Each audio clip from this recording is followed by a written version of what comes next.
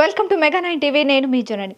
జనసేన ఆవిర్భావ సభ నా బూత్తో నా భవిష్యత్తు అన్న చందాన జరుగుతుందని మంత్రులు నాదెండ్ల మనోహర్, కందుల దుర్గేష్ ధీమా వ్యక్తం చేశారు. తమ పార్టీకి జనాల్ని తరలించాల్సిన అవసరం ఏమాత్రం లేదన్నారు. జనసేన ఆవిర్భావ సభ సందర్భంగా ప్రత్యేక అంబులెన్స్లతో పాటు అపోలో ఆసుపత్రి సౌజన్యంతో అత్యవసర సేవలు అందుబాటులో ఉంచుతున్నట్లు తెలిపారు. యావత్ భారతదేశం గుర్తుంచుకునే విధంగా ఈ సభ జరుగుతుందని తెలిపారు. ఎవరికి ఎలాంటి అసౌకర్యాలు లేకుండా అన్ని ముందు జాగ్రత్త చర్యలు తీసుకున్నామన్నారు. అదేవిధంగా పెద్ద ఎత్తున సాంస్కృతిక కార్యక్రమాలు ఏర్పాటు చేస్తున్నట్లు తెలిపారు. పార్టీ పరంగా రాష్ట్ర ప్రజలు ఎదురు చూస్తున్న సభ, ఎందుకంటే కూటమిలో మేము భాగస్వాములు అయినాక ప్రభుత్వంలో బాధ్యతతో ప్రతిరోజు ప్రజలకి నిత్యం చక్కటి కార్యక్రమాలు చేయాలి. సంక్షేమం కానివ్వండి, అభివృద్ధి కానివ్వండి. ఈ కార్యక్రమాలతో పాటు రాబోయే రోజుల్లో ఒక బాధ్యతతోటి కూటమి ప్రభుత్వాన్ని ఇంకా ముందు తీసుకెళ్లే విధంగా మా పార్టీ అధ్యక్షుడు పవన్ కళ్యాణ్ గారు ఒక రోడ్ మ్యాప్ అనేది చాలా స్పష్టంగా మా పార్టీ శ్రేణులందరూ కూడా ఆ రోజున అందిస్తారు. ఇప్పుడే మీకు నానాజీ గారు చెప్పినట్టు రేపటి రోజు కూడా ఒక చక్కటి కార్యక్రమం గ్రామంలో ఏర్పాటు చేసుకొని ఒక రచ్చబండ కార్యక్రమం. ప్రజలు ఏం ఎక్స్పెక్ట్ చేస్తున్నారు, ఎటువంటి సమస్యలపైన మేము పోరాటం చేయాలి, ఏ విధంగా వాళ్ళకి క్షేత్రస్థాయిలో అభివృద్ధి కానివ్వండి, సంక్షేమం కానివ్వండి, మేము అందిస్తున్న కార్యక్రమాల ద్వారా మరింత మెరుగైన సేవలు అందించడానికి మేము చేయాల్సిన కార్యక్రమాల గురించి కొంచెం లోతుగా అవగాహన తెచ్చుకోవడానికి కోసం రేపు కూడా ఒక సభ ఏర్పాటు చేసుకున్నాం. ఏర్పాట్ల విషయంలో ఇప్పుడే మంత్రి గారు చెప్పారు మీకు. ఈరోజు లాజిస్టిక్స్ కమిటీ ప్రత్యేకంగా పార్కింగ్ సౌకర్యాల గురించి వివిధ మార్గాల నుంచి వస్తున్న మా నాయకులు, కార్యకర్తలకు అందరికీ కూడా ఆ ప్రాంతాల్లో ఎక్కడ కూడా ఇబ్బంది కలగకుండా ఉండడానికి కోసం వాళ్ళకి అక్కడ ప్రత్యేకంగా ఫుడ్ స్టాల్స్ కానివ్వండి, డ్రింకింగ్ వాటర్ కానివ్వండి, బటర్ మిల్క్ కానివ్వండి, మా పార్టీ అధ్యక్షుడు పవన్ కళ్యాణ్ గారు కోరిన వాళ్ళందరికీ కూడా ఫ్రూట్స్ కూడా ఏర్పాటు చేయమన్నారు. సో ఇవన్నీ ఒక కొత్త ఆలోచనతో చేసుకుంటూ వస్తున్నాం. వీటితో పాటు ఈరోజు మా మెడికల్ కమిటీతో కూడా మేము సమావేశం అయ్యాం. సో దాదాపు 14 అంబులెన్స్లు, 7 మెడికల్ క్యాంప్స్ వివిధ ప్రాంతాల్లో ఏర్పాటు చేసుకుని అక్కడ అందరితో కూడా సమావేశమై నర్సింగ్ స్టాఫ్ కానివ్వండి, డాక్టర్స్ కానివ్వండి, అంతా మా పార్టీ వాలంటీర్స్ అంతా ఎప్పటి నుంచో ఈ కార్యక్రమాలు చేస్తూ ఉంటారు. స్థానికంగా ఈరోజు గౌరవ శాసనసభ్యులు చొరవతోటి అపోలో హాస్పిటల్ యజమాని కూడా వాళ్ళు ముందుకు వచ్చి వాళ్ళు కూడా అంబులెన్స్లు ఇతర సౌకర్యాలు కల్పిస్తామని వాళ్ళు ముందుకు వచ్చారు. వాళ్ళు కూడా ప్రత్యేకంగా మేము ధన్యవాదాలు తెలుపుతున్నాం. ఈ అడ్వాన్స్డ్ మెడికల్ కేర్ ఎవరికైనా అవసరం ఉంటే ఆ విధంగా కూడా సిద్ధమయ్యేటట్టు అపోలో హాస్పిటల్స్ వాళ్ళు ముందుకు వచ్చారు. సో తప్పకుండా ఇది ఒక ఫస్ట్ యాక్చువల్గా. సో ఈ సౌకర్యాలతో పాటు మేము ప్రతిరోజు కూడా మేము సమీక్షించుకునేది అధికార యంత్రాంగంతో, ప్రత్యేకంగా పోలీస్ బలగాలతో, ఎస్పీ గారి నాయకత్వంలో ఎక్కడ కూడా సెక్యూరిటీ విషయంలో కాంప్రమైజ్ కాకుండా మా పార్టీ అధ్యక్షులు పవన్ కళ్యాణ్ గారి భద్రత విషయంలో కానివ్వండి, లేకపోతే సభకు వచ్చే మా జన సైనికులు, వీర మహిళలు ఎవరికి కూడా ఇబ్బందులు కలగకూడదనే ఉద్దేశంతో పార్కింగ్ జోన్స్ కూడా మేము ఐడెంటిఫై చేసాం. నిన్న సాయంత్రం ఎస్పీ గారితో కలిసి చూసి దాదాపు 5 పార్కింగ్ జోన్స్ ఏర్పాటు చేసాం. ఇక్కడ బస్సులు, కొన్ని చోట్ల కార్స్, కొన్ని చోట్ల ఎక్కువగా 2 వీలర్స్, ఇవన్నీ కూడా అన్ని ప్రాంతాల్లో వాళ్ళకి పార్కింగ్ చేసుకునేటట్టు ఆ వెసులుబాటు కల్పించాం. వీటితో పాటు మేము ప్రత్యేకంగా మేము చూసేది ఏంటంటే సభ నిర్వహణలో కల్చరల్ ప్రోగ్రామ్స్ చాలా అద్భుతంగా దేశవ్యాప్తంగా, మన రాష్ట్ర వ్యాప్తంగా మన కల్చర్ని ప్రమోట్ చేసేటట్టు. ఎందుకంటే మన జాతీయత అనేది జనసేన పార్టీ ఒక సిద్ధాంతం. దేశాన్ని ముందు పెట్టుకుంటాం, దాని తర్వాత మన రాష్ట్రాన్ని ముందు పెట్టుకుంటాం. అందులో భాగంగా మన తెలుగు భాషని మరింత ప్రోత్సహించే విధంగా, మన సంస్కృతిని ఆ రోజున ప్రతిబింబించే విధంగా చక్కటి కార్యక్రమాలు ఐడెంటిఫై చేసాం. రేపు సాయంత్రం కల్లా మీ అందరికీ కూడా ఆ మినిట్ టు మినిట్ ప్రోగ్రామ్, ఏ విధంగా ఈ కల్చరల్ ప్రోగ్రామ్స్ ఏర్పాటు చేస్తున్నామో అదేవిధంగా మా పార్టీ అధ్యక్షులు పవన్ కళ్యాణ్ గారు ప్రధానమైన కొన్ని అంశాలపైన, ఏ విధంగా పార్టీని కష్టపడి 11 సంవత్సరాలు ఆయన భుజాలపైన మోసి ఇంత దూరం తీసుకొచ్చారో, 12వ ఆవిర్భావ దినోత్సవం సందర్భంగా మొదటిసారి ప్రభుత్వంలో మేము భాగస్వాములుగా, మాకున్న ఈరోజు మా శాసనసభ్యులు, పార్లమెంట్ సభ్యులు, మంత్రులుగా మేము ఇప్పటి వరకు ప్రజలకు అందించిన వెసులుబాటు కార్యక్రమాలు, వాటి గురించి కూడా మేము వివరించుకుంటూనే ఆడియో విజువల్ ప్రజెంటేషన్స్ చాలా ఎక్కువగా ఉంటాయండి అనేక కార్యక్రమాలపైన. వీటితో పాటు సామాన్యులు ఎవరైతే క్షేత్రస్థాయిలో నిజంగా కామన్ మ్యాన్ ఒపీనియన్ చెప్పగలుగుతారు, కొంతమంది విద్యార్థులు, రైతు సోదరులు, మహిళలు, అదేవిధంగా మత్స్యకారు సోదరులు, ఈ నలుగురికి కూడా ఒక అవకాశం కల్పిస్తున్నాం మాట్లాడడానికి ఆ రోజు వేదిక పైన. వీళ్ళందరినీ కూడా ఆ రోజు ఇన్వైట్ చేసి ఒక అద్భుతమైన కార్యక్రమం చిత్రాడలో, ప్రత్యేకంగా పిఠాపురం నియోజకవర్గంలో ఒక పునరంకితం అవడానికి కోసమే కాకుండా మనస్ఫూర్తిగా మా నాయకులకి, మా కార్యకర్తలకి, ఎవరైతే ఇన్ని సంవత్సరాలు మాతో పాటు ఈ ప్రయాణం చేశారో, ఈ విజయం సాధించడంలో వాళ్ళ పాత్ర ఎంత ముఖ్యమైందో వాళ్ళకి మరొకసారి మన కృతజ్ఞతలు తెలుపుకోవడానికి కోసం, పిఠాపురం ప్రజలు కూడా కృతజ్ఞతలు తెలుపుకోవడానికి కోసం ఈ సభను ఏర్పాటు చేశాం. సో మీ సహకారం ఎంతో అవసరం. మీరందరూ కూడా రండి. అన్ని విధాలుగా చక్కటి ఏర్పాట్లు చేసాం.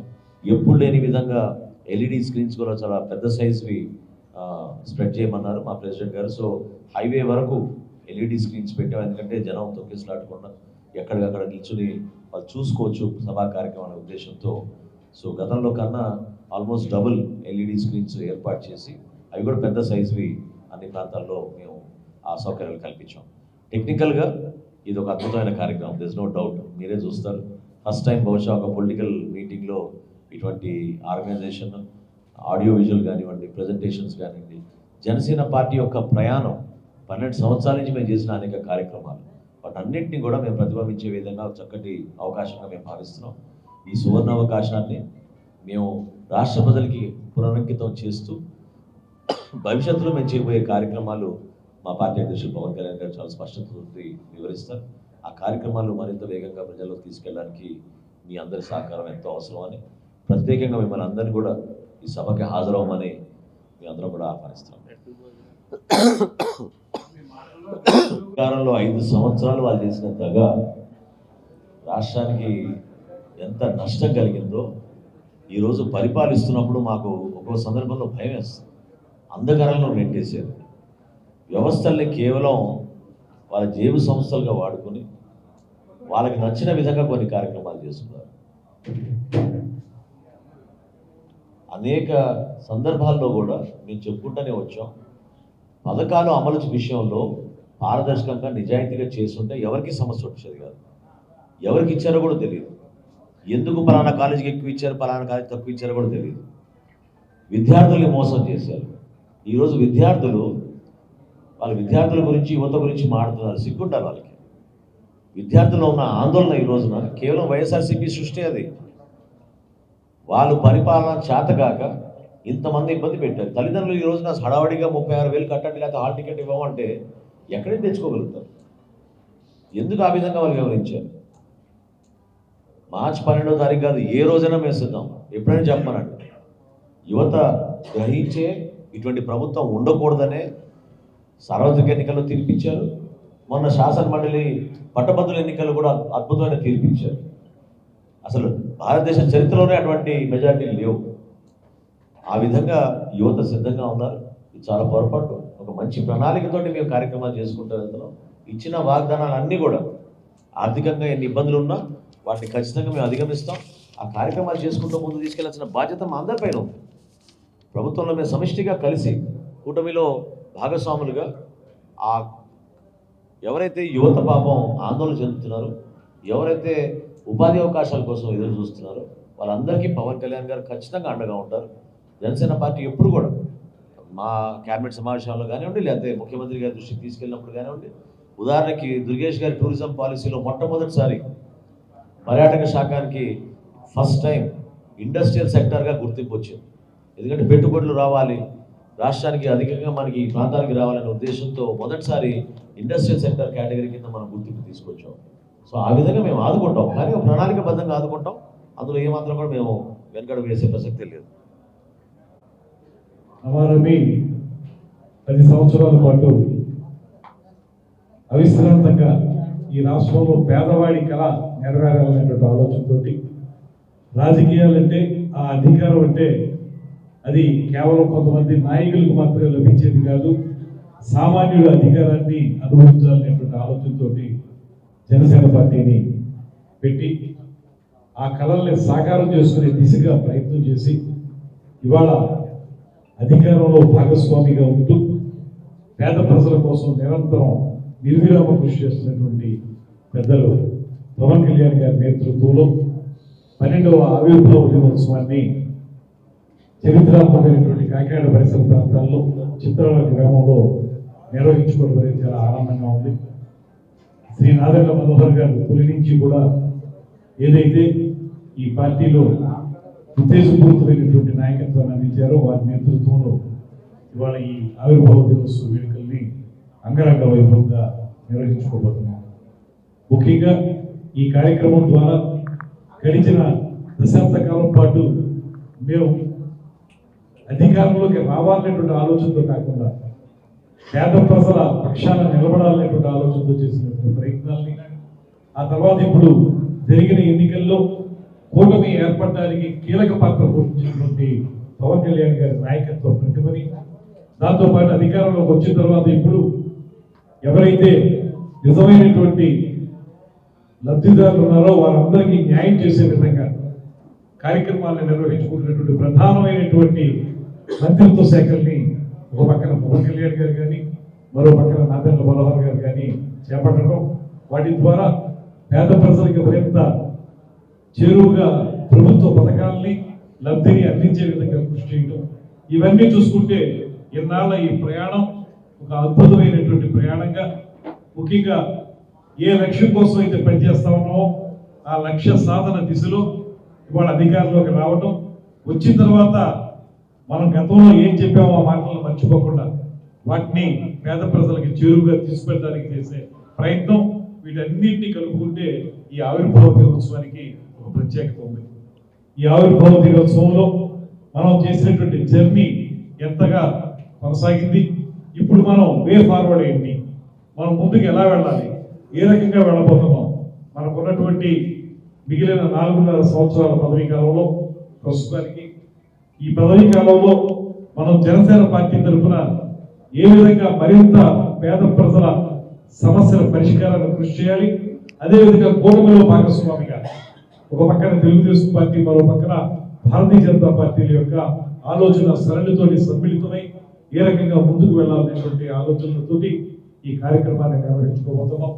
ఆ రోజు జరిగేటువంటి ఆ కార్యక్రమానికి శ్రీ పవన్ కళ్యాణ్ గారు జనసేన పార్టీకి సంబంధించి అందరికీ దిశానిర్దేశం చేయడం జరుగుతుంది. తద్వారా రాబోయే రోజుల్లో మా కార్యాచరణ ఏ రకంగా ఉండబోతుంది, ఏ రకంగా మేము కార్యక్రమాలు నిర్వహించుకోబోతున్నాం అనేటువంటి విషయాన్ని కూడా తెలియజెప్తారు. మొత్తంగా ఇవాళ అనేక కమిటీలు ఏర్పడ్డాయి. ఈ కమిటీల ద్వారా ఈ సభని అద్వితీయమైనటువంటి విజయంగా సాధించే విధంగా మేము ఈ కార్యక్రమాన్ని నిర్వహించదలుచుకున్నాం. ఈ కమిటీలందరికీ కూడా దిశానిర్దేశం చేస్తున్నారు మనోహర్ గారు. రోజు ఈ కమిటీల తరఫున మాట్లాడటం, వారి వారి బాధ్యతలు వారికి తెలియజెప్పడం, అదేవిధంగా మొత్తం అందరం కలిసి శాంతియుతంగా అదే సందర్భంలో పూర్తిగా భద్రతా ప్రమాణాలను పాటిస్తూ ఎక్కడా కూడా ఎవరికి ఏ రకమైనటువంటి ఇబ్బంది కలగకుండా రావడం ఎంత ఉత్సాహంతో వస్తారో తిరిగి వెళ్ళటం కూడా అంతే ఉత్సాహంతో వెళ్ళే విధంగా ఏ రకంగా మనం మన యొక్క కార్యక్రమాన్ని చేపట్టాలనేటువంటి దానికి ఒక స్పష్టమైనటువంటి ప్రణాళికని మనోహర్ గారు సిద్ధం చేశారు.